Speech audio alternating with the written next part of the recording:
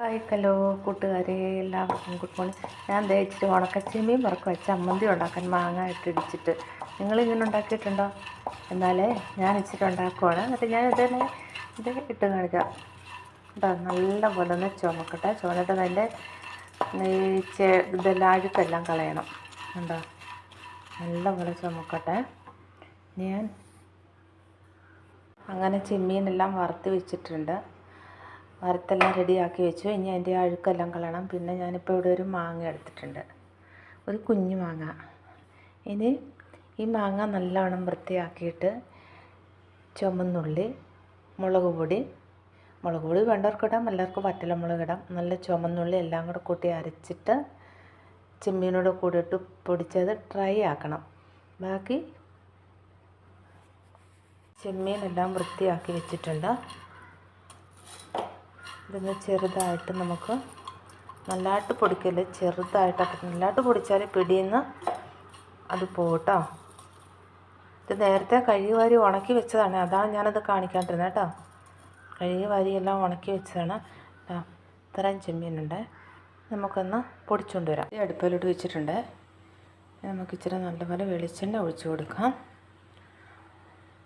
വെളിച്ചെണ്ണ ആവശ്യത്തിന് ഒഴിച്ചാൽ മതി, കാരണം മാങ്ങ ഒന്ന് ഇതായി വരണമല്ലോ. അപ്പം വെളിച്ചെണ്ണ നല്ലപോലെ ഒന്ന് ഒഴിച്ചിട്ടുണ്ട്. വെളിച്ചെണ്ണയൊക്കെ നല്ലതായിട്ടൊന്നായി വരട്ടെ. വെളിച്ചെണ്ണ നല്ലപോലെ ചൂടാവുന്നുണ്ട്. വെളിച്ചെണ്ണ ചൂടായി വരുമ്പോഴത്തേക്കും നമുക്ക് കടുകിടാം. കുറച്ചിട്ടാൽ മതി, കാരണം പച്ചക്കറി അല്ലല്ലോ, ചെമ്മീൻ പൊടിയല്ലേ. ഇതാ ഇട്ടിട്ടുണ്ട്.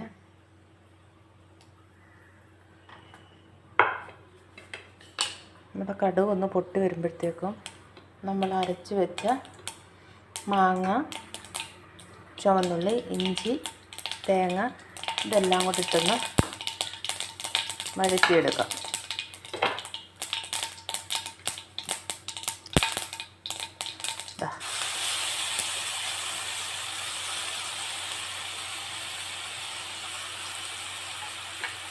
വഴറ്റിയെടുക്കാം.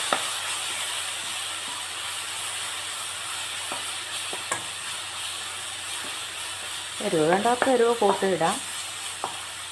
നിങ്ങളുടെ ആവശ്യത്തിനുള്ള എരിവ് നിങ്ങൾക്കിടാം. ഞാനിപ്പോൾ ഇതിൻ്റെ അകത്ത് കുറച്ച് എരിവേ ഇട്ടിട്ടുള്ളൂ.